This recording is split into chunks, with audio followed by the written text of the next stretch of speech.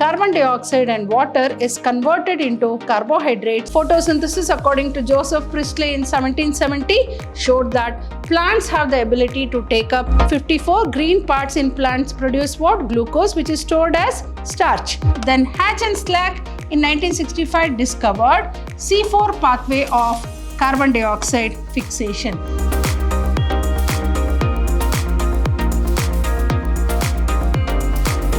Hi everyone, welcome back to session 1 of this chapter 13 called Photosynthesis in Higher Plants. Myself, B. Shobha Rani from the Department of Biology, Vidyashram Pre-University College, the Temple of Excellence. By seeing the name of the chapter itself, you can understand that we are going to study about a very interesting physiological process called photosynthesis in plants. Right from your school days, you all might have studied about this very important process in plants, that is photosynthesis. We all know that plants are the producers and they are autotrophs. What do you mean by autotrophs? They manufacture their own food and also they provide food to the consumers. And as we know, consumers depend upon the autotrophs for their food. So they manufacture or prepare their own food and at the same time prepare the food to the consumers who depend upon the plants for their food. Oxygen is very important for the survival of living organism, is released as a byproduct through photosynthesis. So we can say that photosynthesis is a process which converts the light energy, that is the solar energy, into chemical energy, that is in the form of food. As we all know that photosynthesis is an anabolic process. What do you mean by anabolic process? It is a constructive process. It is a constructive process. What do you mean by constructive process? It utilizes the raw materials. It utilizes the raw materials and prepares the food called starch. Hence, it is called as an anabolic process, or it is called as a constructive process, right? So, hope you can see in this beautiful picture that it converts the light energy in the form of food that is prepared in the leaf, that is called the starch. Starch is nothing but the food called chemical energy. So this starch is nothing but called food. So it utilizes sunlight, carbon dioxide, water and chlorophyll to prepare the food called starch. That is, so sunlight is called the light energy, or we can call it as the light energy. So light energy is converted into chemical energy. So how do we define the word called photosynthesis then? Let us define like this. Photosynthesis is also a process of converting the light energy, that is the solar energy from the sun, into chemical energy, that is in the form of food called starch.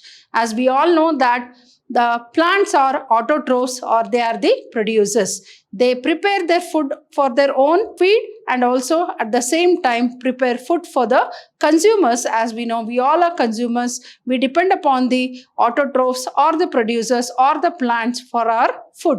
Now let us understand the correct definition of photosynthesis. Photosynthesis is an enzyme regulated anabolic process. There is a series of chemical reactions going on in this very wonderful process called photosynthesis. So photosynthesis is an enzyme regulated anabolic process in which synthesis of organic compounds inside the chlorophyll containing cell from carbon dioxide and water with the help of sunlight as a source of energy. Or how do we define? It is an anabolic process. Why do we call it as an anabolic process? It is a constructive process. By utilizing the raw materials like carbon dioxide, water, sunlight and chlorophyll, it prepares the food. So in plants, during which carbon dioxide and water is converted into carbohydrates in the presence of sunlight trapped by the chlorophyll molecule. Hope you have understood the two very important definitions of photosynthesis.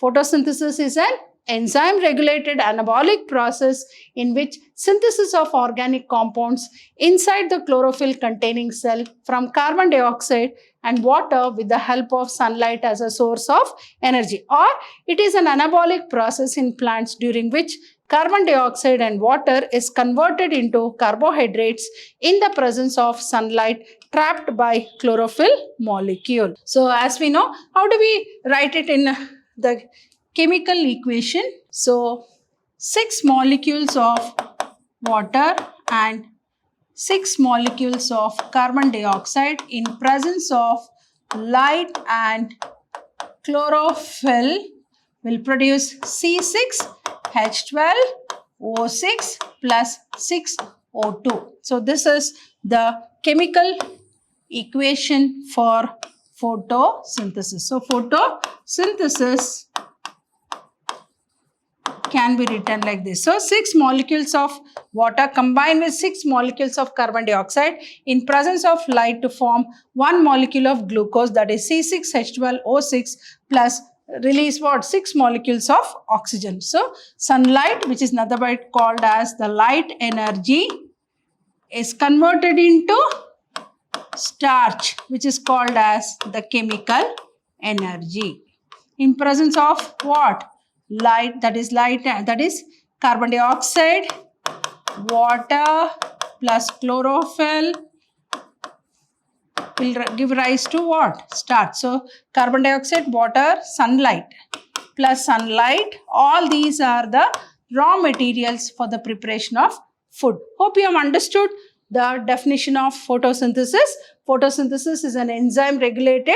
Why it is called? There are a series of chemical reactions going on in this particular process, which is mediated by many enzymes. So enzyme regulated anabolic process, constructive process in which synthesis of organic compounds inside the chlorophyll containing cell from carbon dioxide and water with the help of sunlight as a source of energy. And it is an anabolic process in plants during which carbon dioxide and water are converted into carbohydrates in the presence of sunlight trapped by chlorophyll molecules.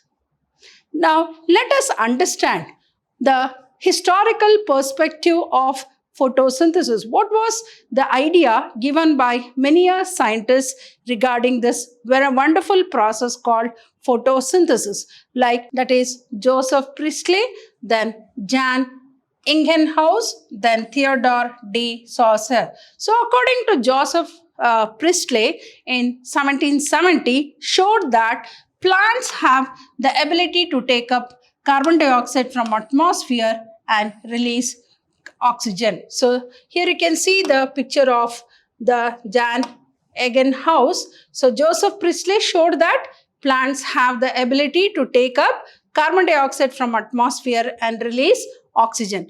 So what was according to Jan Ingenhousz in 1779? That is, release of oxygen by plants was possible only in sunlight and only by the green parts of the plants. So what was the opinion about photosynthesis according to Jan Ingenhousz in 1779? Release of oxygen by plants was possible only in sunlight and only by the green parts of plants. Then, according to Theodore de Saussure in 1804, water is an essential requirement for photosynthesis to occur. So, what is the historical perspective about photosynthesis according to Joseph Priestley in 1770? Showed that plants have the ability to take up carbon dioxide from atmosphere and release oxygen. And according to Jan Ingenhousz, release of in 1779, release of oxygen by plants was possible only in sunlight and only by the green parts of plants. Then according to Theodore de Saussure in 1804, water is an essential requirement for photosynthesis to occur. So photosynthesis, what are the raw materials? Raw materials include water, carbon dioxide, chlorophyll, and sunlight.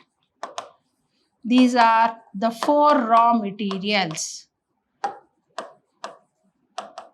right? And how do we write? 6 molecules of water, then 6 molecules of carbon dioxide in presence of light and chlorophyll gives rise to C6H12O6 plus 6O2. So according to Joseph Priestley, showed that plants have the ability to take up carbon dioxide from atmosphere and release what? Oxygen. Release oxygen. Then according to Jan Ingenhousz, release of oxygen by plants was possible only in presence of sunlight, photolysis of water, then and only by the green parts of plants, that is the green plants. Then according to Theodore D. Saucer in 1804, water is an essential requirement for photosynthesis to occur. So water, see here you can see water, right? Now, according to Julius von Sachs, so here you can see the Julius von Sachs in 1854, green parts in plants produce glucose, which is stored as starch. As we know, starch is not soluble in water, it is converted into glucose, but the storage the stored food in plants is called as starch, which is nothing but a carbohydrate, or it is a polysaccharide. And according to T.W. Engelmann in 1888, the effect of different wavelength of light on photosynthesis and plotted the first action spectrum of photosynthesis in green algae and cladophora. So we know red and blue are the spectrum of light, which is very important for photosynthesis. So according to Julius von Sachs in 1854, green parts in plants produce what? Glucose, which is stored as starch. Then T.W. Engelmann in 1888, the effect of different wavelength of light on photosynthesis and plotted the first action spectrum of photosynthesis, that is in green algae and cladophora. This was the historical perspective about photosynthesis by many scientists or by many biologists. Now, according to C.B. Van Neel, so according to C.B. Van Neel in 1931, photosynthesis is essentially a light-dependent reaction. All of us know that photosynthesis takes place there are two very important steps. One is called the light reaction, the other one is called the dark reaction. So the light reaction is light-dependent reaction, whereas dark reaction is light-independent reaction. So the light reaction takes place during daytime in presence of light, and dark reaction will take place in the night in the absence of light. So according to C.B. Van Neel in 1931, photosynthesis is essentially a light-dependent reaction in which hydrogen from an oxidizable compound reduces carbon dioxide to form sugar. He gave a simplified chemical equation of photosynthesis. So what was the chemical equation? 6H2O plus 6CO2 will give rise to one molecule, that is in presence of light and chlorophyll will give rise to one molecule of glucose, C6H12O6 plus 6O2, which is the byproduct of photosynthesis, and also water also photosynthesis, which is very much essential for the living organisms. Then Hill in 1937, evolution of oxygen occurs in light reaction. So here you can see evolution of oxygen occurs in light reaction. Then Melvin Calvin in 1954 to 55 traced the pathway of carbon fixation. So Calvin cycle. So it is named as Melvin-Calvin cycle. Right. Then Hatch and Slack in 1965 discovered C4 pathway of carbon dioxide fixation. So according to when we are studying about the historical perspective of photosynthesis, and according to C.B. Van Neel in 1931, photosynthesis is essentially a light-dependent reaction in which hydrogen from an oxidizable compound reduces carbon dioxide to form sugar. He gave a simplified chemical equation of photosynthesis. Then Hill in 1937 was of the opinion that evolution of oxygen occurs in light reaction. Melvin Calvin in 1954 to 55 traced the pathway of carbon fixation. Hatch and Slack in 1965 discovered C4 pathway of carbon dioxide fixation. So what was the contribution of scientists? Historical perspective. Joseph Priestley showed that plants have the ability to take up carbon dioxide from atmosphere and release oxygen. Jan Ingenhousz, release of oxygen by plants was possible only in sunlight and only by the green parts of plants. Then Theodore D. Saucer, in 1804, water is an essential requirement for photosynthesis to occur. And according to Julius Van Sachs, green parts in plants produce glucose, which is stored as starch. Then according to T.W. Engelmann in 1888, the effect of different wavelength of light on photosynthesis and plotted the first action spectrum of photosynthesis, that is in green algae and cladophora. Then according to C.B. Van Neel in 1931, photosynthesis is essentially a light-dependent reaction in which hydrogen from an oxidizable compound reduces carbon dioxide to form sugar. He gave a simplified chemical equation of photosynthesis. So what was the equation all about? 6 molecules of water combined with 6 molecules of carbon dioxide in presence of light and chlorophyll to form 1 molecule of glucose, that is C6H12O6, with the release of 6 molecules of oxygen as a byproduct of photosynthesis, which is very much essential for the living organisms. As we know, all living organisms take in oxygen and give out carbon dioxide. And according to Hill, evolution of oxygen occurs in light reaction. And according to Melvin Calvin, in 1954 to 55, traced the pathway of carbon fixation. And according to Hatch and Slack in 1965, discovered C4 pathway of carbon dioxide fixation. Now, let us study about Priestley's experiment. So in this beautiful picture, you can see the Priestley's experiment. So here you can see a rat is kept and there is a candle lit. Here you can see the candle is off and you can see the rat is dead. Here you can see the rat. Here you can see the lit candle, and here the candle is off. Here you can see a plant, mint plant, and here you can see the lit candle, and here you can see the dead rat. Here you can see the live rat.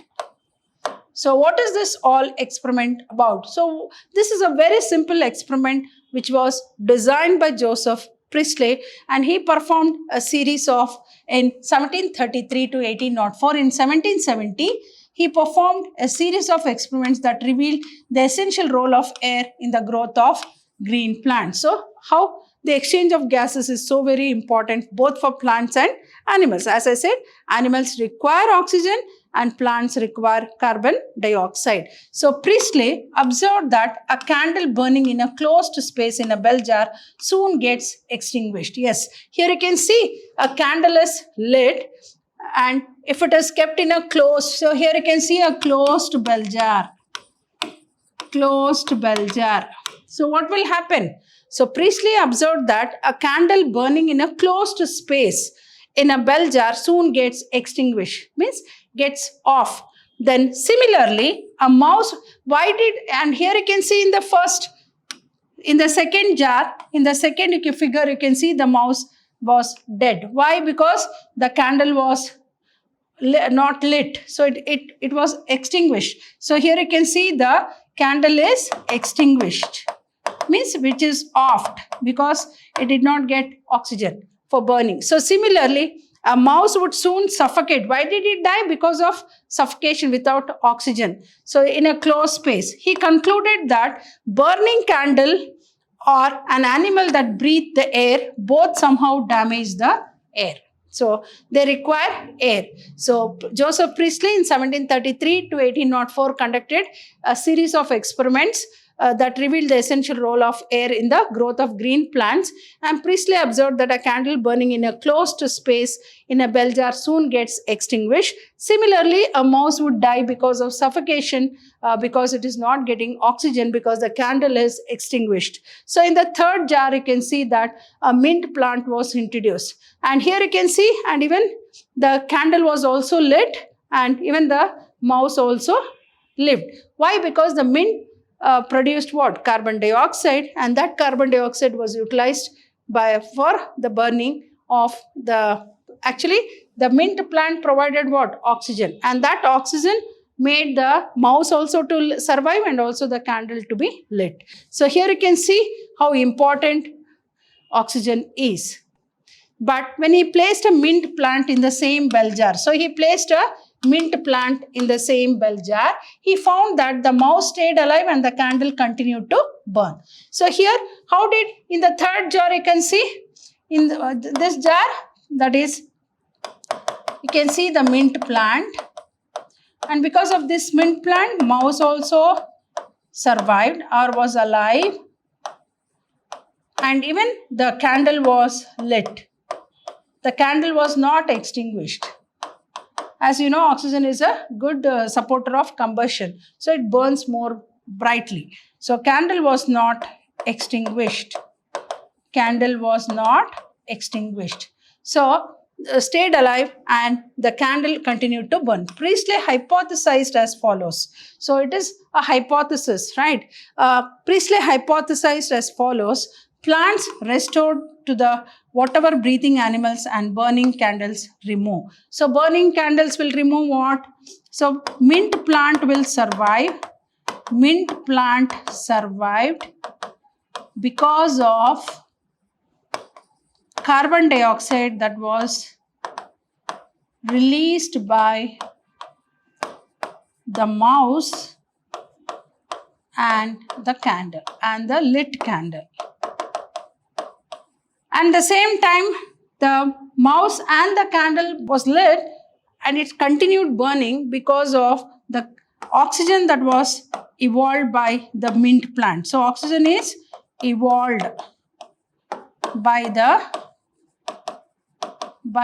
mint plant. So all this is a very important experiment which was put across by Joseph Priestley to explain how photosynthesis is taking place, how important carbon dioxide and oxygen is. Air has both carbon dioxide and oxygen. Hope you have understood the historic. What is photosynthesis? What is photosynthesis? It is nothing but a process of converting the light energy, that is the solar energy, into a chemical energy in the form of food. As we know, plants are autotrophs, or they are the producers which manufacture their own food and at the same time provide food to the heterotrophs or the consumers who depend upon the plants or the producers for their food. And as we know, the raw materials that are utilized for photosynthesis is carbon dioxide, water, sunlight, and chlorophyll. And the prepared food of plant is called a starch, which is nothing but a carbohydrate or a polysaccharide. So we have also studied about the historical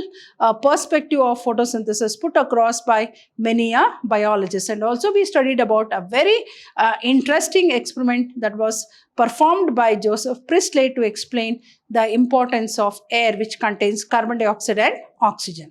Hope you have understood all the concepts of this wonderful and interesting chapter of your syllabus, photosynthesis in plants. I'll be back in the coming session with yet another interesting concepts. Till then, goodbye and thank you.